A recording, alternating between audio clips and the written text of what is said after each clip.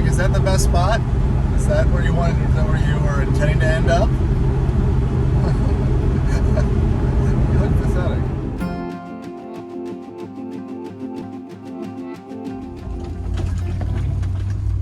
Between that and the ARB, I'm feeling confident.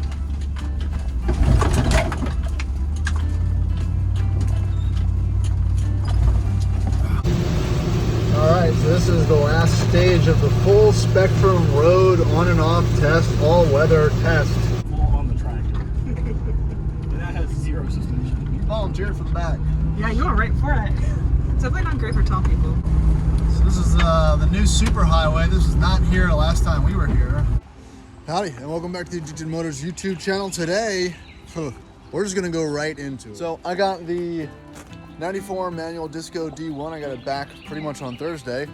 Drove it around for 10-15 miles and decided we're gonna go do probably a 6-hour round trip up to Mike's Land out past 81. So that's about 2.5-3 hours away. And then we're gonna go to the cabin. So we're gonna do a little bit of off-roading. We're gonna do some highway testing, do some MPG testing, do some reliability testing.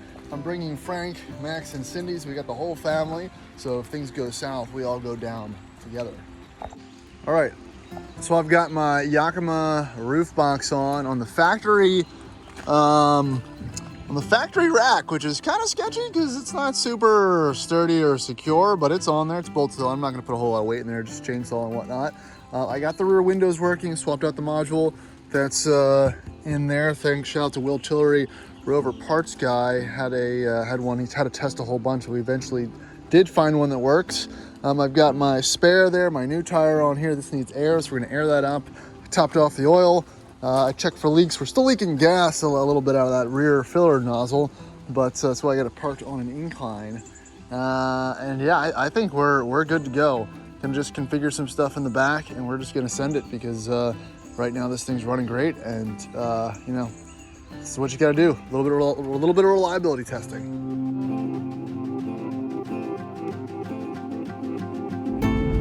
All right, and we are off. Jumping on to 64 here into open waters. The inaugural journey.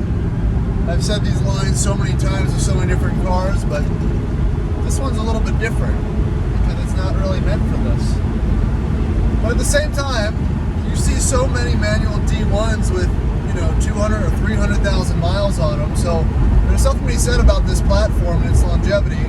I'm more interested to see how the 5-speed handles the highways and the hills. We're going to go up Afton Mountain again. It's a pretty steep, long grade, just to kind of compare it against what I've done in similar trucks with the automatic. Just to determine if there's any advantages there. Everyone says manual's better. I'm not really the biggest, proponent of manual transmissions better on 4x4s, but we'll see. Oh, Here comes Frank. Frank's making his move. Frank, no. Frank, Frank, there's nowhere for you up here. No, do not go on the baby. Don't go on the baby. Don't go on the baby. Bad Frank. It's gonna be a long drive. It's gonna be a long drive. Frank, is that the best spot? Is that where you wanted? Is that where you were intending to end up? You look pathetic.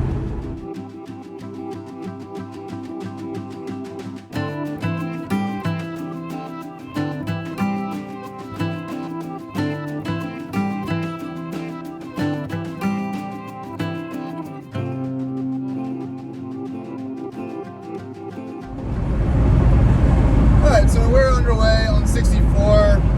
Got a full tank, 15 miles into it. Run about 73, 74 miles an hour. That's pretty much its happy spot. Around 24, 2,500 RPM.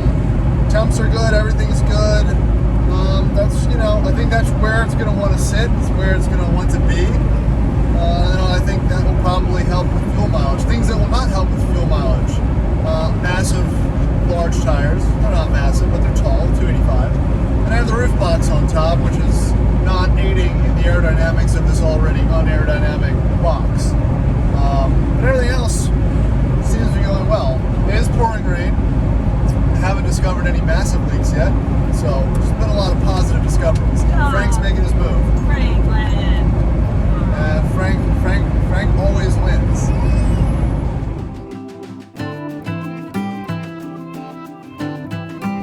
So family hack for the SE7, the back seat is the ultimate mom seat because you can observe and play with the baby whilst moving, and there is a seatbelt back there. Not too bad. What do you think, Frank? And then Frank can have his own. You're something else, dude. What? Well, I was going for a glamour shot, but we've got our first drippy drip. It's not even raining and I'm getting a drippy drip. I guess I didn't properly seal that. Alright, so problem-free so far. This thing's doing an amazing job, honestly. Cruising between 70 and 80, between 24 and 2,600 RPMs. Just absolutely humming along. But we're about to hit Afton Mountain. It's, I don't know, about a 2 or 3 mile, almost straight up grade, probably around 15 to 20%. It's pretty steep. Done a lot of videos going up here. It's a great kind of test. So I'm hitting the mountain around 75 in 5th gear. So I'm gonna see how long it takes for me to have to downshift. The Classic also handles this okay. Ended up like Kevin and open torque converter open, screaming 3rd gear, top of 3rd to really make it up. So we'll see what this does. So I'm already kind of hitting the power band limit in 5th. I'm gonna try to stay around 70 so I can hear it. It's getting a little bit unhappy and revs are dropping, so I'm gonna have to go down into 4th. So we're gonna go into 4th, keep our foot in it, and see if 4th will shepherd us up the incline. V8's making some nice noises, and yeah, so I'm back in the power band, 3,300 RPM at 70 miles an hour, and I feel much better about it. Again, 70 is already probably a little bit too quick, from a speed limit perspective of going up this hill, but I'm trying to maintain momentum and stay up with traffic. So the goal is to see how much I can drive this like a normal vehicle for the most part. I'm not treating it special or with any type of additional, it's not getting any favors. We're just driving it. That's the goal here. Alright, so we briefly went back into 5th, and actually this is the same stretch where the Classic I shifted from 3rd back into 4th. So again, I'm sure the ratios aren't that far off. Probably about halfway up. Temps are still good, not that I can, really assess what the transfer case temperatures are, but everything seems good. No crazy noises, no crazy smells yet. And we're gonna go back into 5th for a second, let it calm down, and just continue up the mountain. But so far, doing great, awesome. I mean, again, this hill is a struggle for the LR3. This hill is a struggle for the Land Cruiser. I mean, pretty much everything I've driven up here, it's a long, steep climb, and you forget that not everything has enough power when it's loaded down to really scoot it up. I think the 2 best cars for doing the hill was obviously the supercharged Range Rover and the 5.7 Tahoe, the OBS Tahoe. That just shot up a lot of torque, good gearing, good truck. All right, so we're reaching the top. I'm in 4th, right around 70 miles an hour. I can feel the drivetrain's nice and tight, really taut. I'm fully in the power band. The important part is that I didn't have to go into 3rd, which I could have, but that'd probably put me up over 4,500 RPMs. And I didn't have to, and I had power in 4th. I wasn't struggling in 4th. I had enough power to continue accelerating, which is what, just kind of what I'm looking for. And now we're going to hit the decline, and this is going to be nice because I can probably go back into 4th to modulate my speed, something that's not always the case in other trucks. Alright, so that was Afton Mountain, up and down. Took it easy on the downhill just because I don't have the sway bars installed, so I want to keep things controlled. But again, even without the sway bars installed, the HDOME shocks and springs that are over probably 20 years old still function great. No interesting maneuvers needed, and we're just going to continue on. On the other side, 84, we're going to have to tackle some more hills, maybe some second and third year hills. That's kind of what's coming up to get to Mike's 130 or so acres out there. He's working on the tractor right now, so we'll hopefully be there in the next 30 or so minutes. All right, as things progress, we're getting closer to Highland County. Things are going to get a little steeper and a little more interesting, which again is pretty fun. The manual transmission, that's kind of what I'm looking forward to. Not many V8s that I've driven with a stick shift. I've had a downshift going up grades, but that kind of comes with the Land Rover territory. But yeah, it definitely gets pretty up here. This is the road to Snowshoe. If you're familiar with the Virginia, West Virginia border there. Oh, and passenger. I thought I lost the passenger window, but it just came back.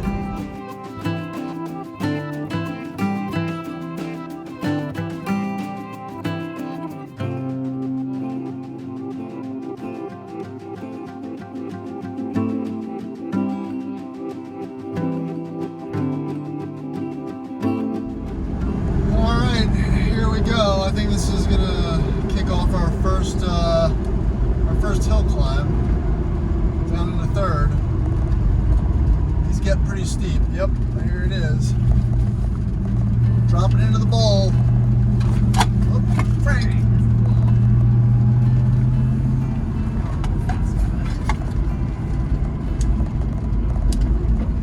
I'm gonna grab second actually.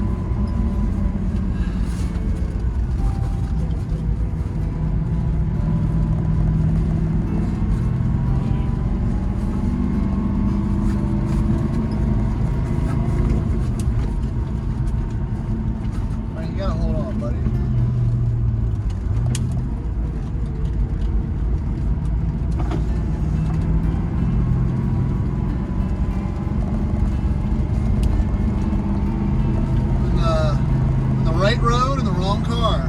Seems to be a common theme with me.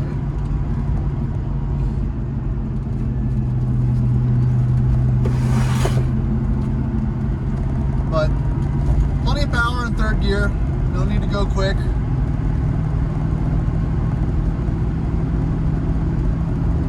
Frank's got to hold on also.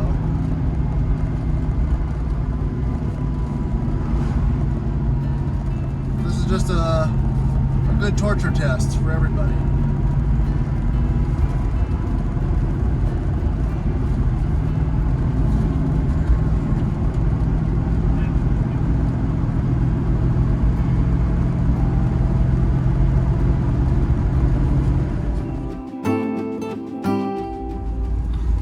Some more these banked turns. Again, this is 9/11 area. It reminds me of the Smoky Mountains. Also reminds me of Colorado. But it's also cool to have this kind of stuff in Virginia.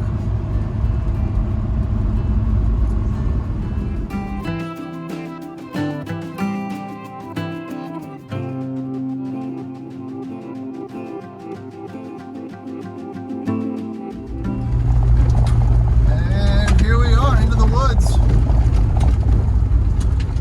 For the first time off-road for the most part in this truck. Hopefully get to test out the low range soon, but let's cut it back on when we get there. So this is a game changer with that bush hog. It's cleared out all of this. We cut that trail a while back, but this isn't even where the cabin's gonna go. This is just gonna be the kind of flat field area, if you want to call it that. Frank's running around. Got the Rover ready to go. We're gonna do a little property tour with the group. See how many people we can shove in this thing. So, yeah, 130 acres out here, guys. This is the future site of some Rover trail related activities. So I'm pretty excited.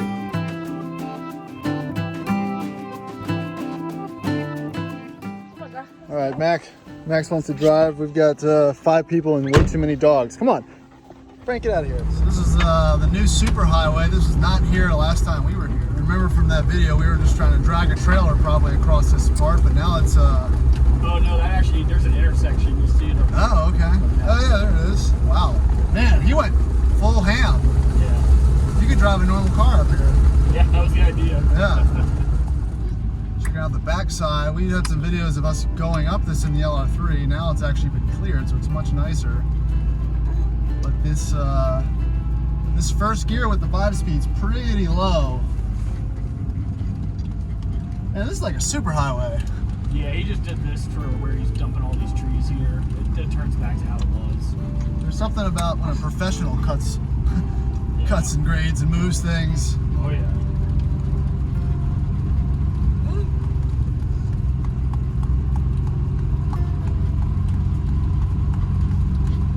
Yeah, you're pretty cool. Man, that's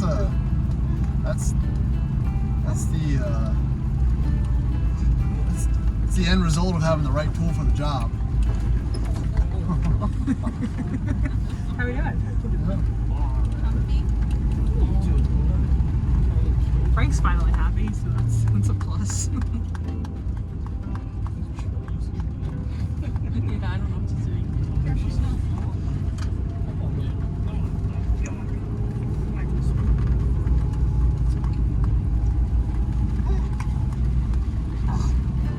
Yeah, it's looking at all those trails and stuff. Hogged this earlier today. Nice. It's very sketchy. Had to move a lot of rocks. I'm surprised. I feel like if you just drive on it more, this grass will die. But it's crazy how you have like 5-6 person hill climb. Using all those gear ratios.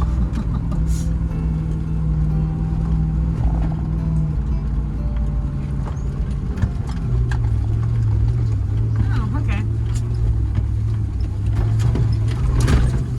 Well, this is way more overgrown than it was before. Yeah, this is what it was all like, bro. Just cut. Did you see any of this on like the property tour? Oh yeah, he did. He Yeah. took you in the side by side. But it was all pretty clear. Yeah. Yeah, it sucks to cut trails in the summer. That's what I took Cindy down our new little thing at the cabin. She's like, I didn't even know this was here. Yeah. And I was like, yeah, you can't do it.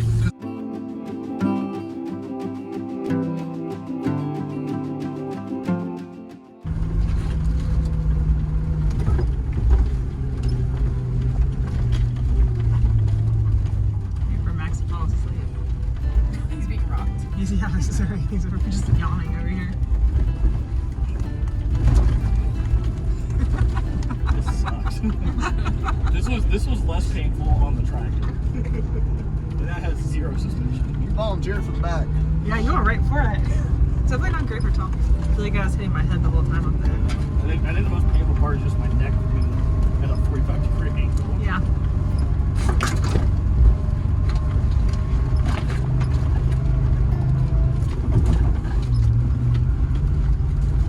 Trees. I like can't leave my eyes open when we run into the trees. I have like reflexes to like shut my eyes and like, yeah. Should we go down this too? Sure. This side talking. So yeah, that was just a quick little run around. As far as how the truck drove, I mean, that's 5 people in it, a couple dogs. We were in low range, did not have the center diff locked. Just massive amounts of torque and power. It really did feel great. It was definitely a different experience than low range in the Classic. The ratios are much lower. Definitely a lot more torque in first and second, third, a little higher ratio, a little bit more of a cruising trail gear with still gobs of power. So again, for what we've done so far, again, nothing crazy, just some steep inclines and declines and off-camber stuff. I didn't want to go too much tilt without sway bars with all the people in it, but so far, hey man, this has been doing all the things. This is doing all the things the LR3 has done, and almost more, because it's still comfortable, and it is more engaging to drive. I'm not worried about air suspension, which is huge. Doggies. Frank, are these your friends? right, so it took like 12 gallons. We did 159 miles. All right, so we're doing about 13.5 miles per gallon, which is just exactly the same as the LR3. So nothing gained or lost there. Probably a little bit less, the engine's a little bit less sensitive to octane and fuel, so it could probably go down or up as needed. But Mike's property was great, looks good, it's making progress. They're probably gonna pour the slab for the cab in the next few months, so that's gonna be another good, you know, little sneak peek to potentially another venue for Rover events. Now off to the cabin. All right, and just like that, we're at the cabin, so we're gonna do the same thing. First time at the cabin with the D1, and we're gonna put it into low range and try to get the diff lock on.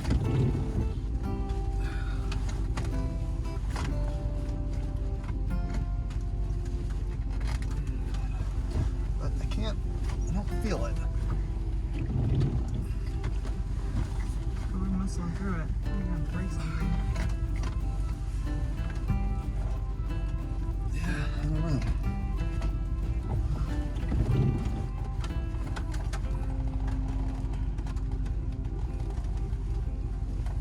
Let's see if that's in. Alright. I don't know if the diff lock's on, but we're in something.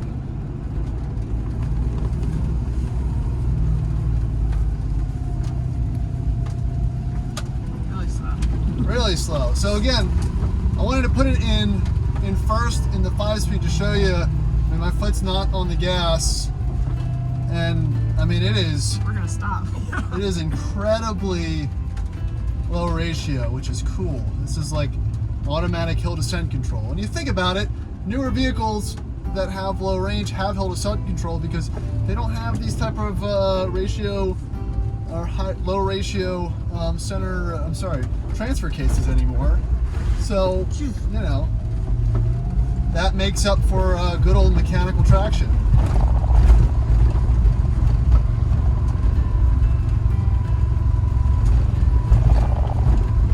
So far, nice and comfortable. We got here just in time for the rain, too, which always makes it a little more interesting. Feels like Jurassic Park.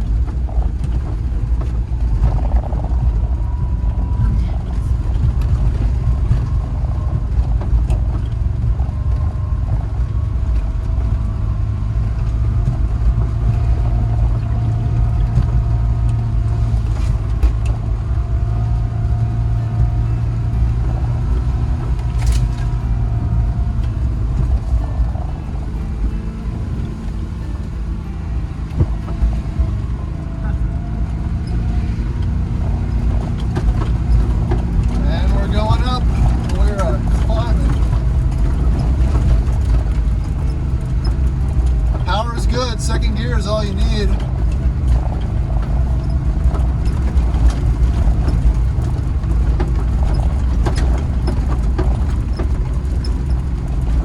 No traction control here. It's just tires and articulation.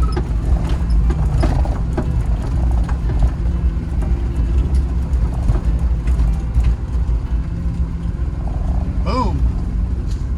Absolutely no drama, which is, you know, how it should be. So, how good does these two look? First time really together in the proper environment.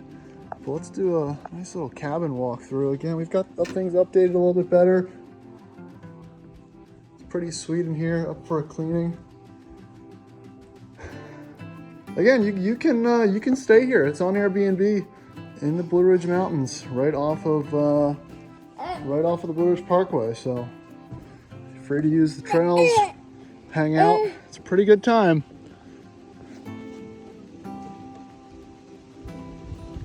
What is that, Max?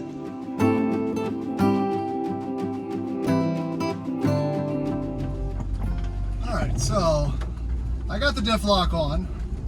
Just had to take some finagling. I'm gonna do a quick portion of my upside trail, just for the hell of it. I'm really enjoying these crawler gears. When I say crawler gears, it's not upgraded. This is just the stock transfer case, stock diffs, stock everything. It's just it's nice It's nice to have full control over the truck. Especially with these tires. It feels lively.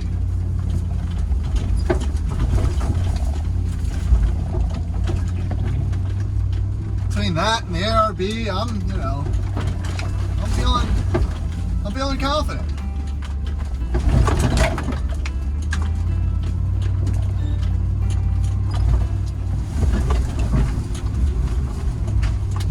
Couple little slips, but we're just doing it. We're just going.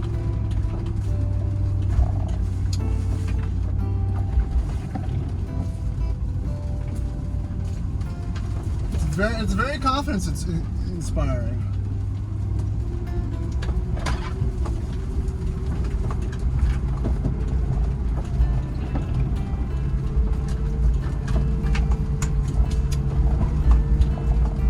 This might be slightly boring to watch, but it's okay. I'm having a blast in my new truck. And I enjoy watching people do this kind of stuff too, because I kind of see what to do and not to do. You get to see what the angles that the truck can achieve are, whether you're watching it from a POV view or from an external view. You kind of see what those points are, what the maneuverability is and whatnot. So I appreciate being able to consume content like this. So I'd like to produce the type of content that I ingest. And then right there was that ABS thing where when I cut the wheel a little bit, when I'm braking and I cut the wheel, the ABS kicks in. I don't know if that's something that all early ABS system discos do or just this one, but it's a little bit, unnerving, especially when you're dropping into things, to not have that full braking power. So that's definitely something I'm gonna disconnect the ABS, or at least pull the fuse or something prior to doing any actual off-road. But yeah, I really just wanted to make sure that center diff would go in, so I feel better now. Yep. Oh man, I'm excited. This is a great truck to drive. All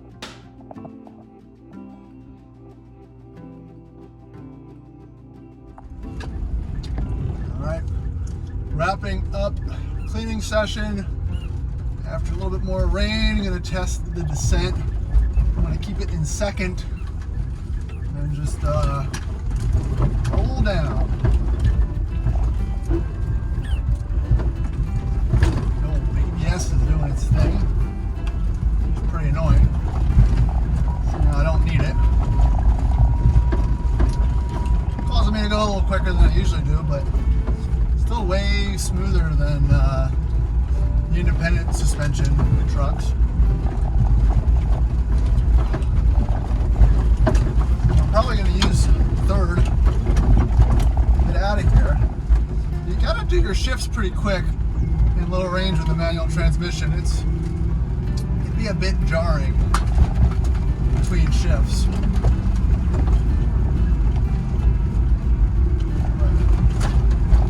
Pole's nice.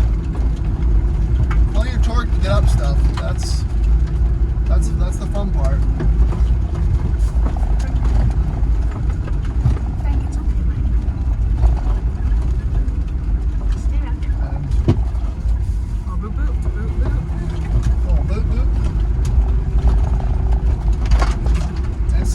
Confidence all the way around.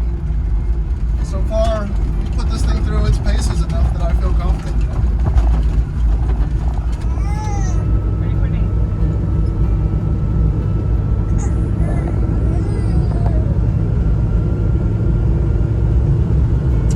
Some ARB views.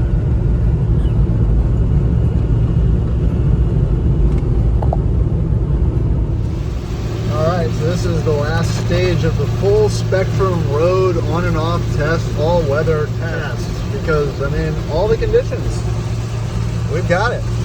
Pouring rain, warmer temperature, it was a little chilly this morning. Check for leaks. I think we're doing pretty good.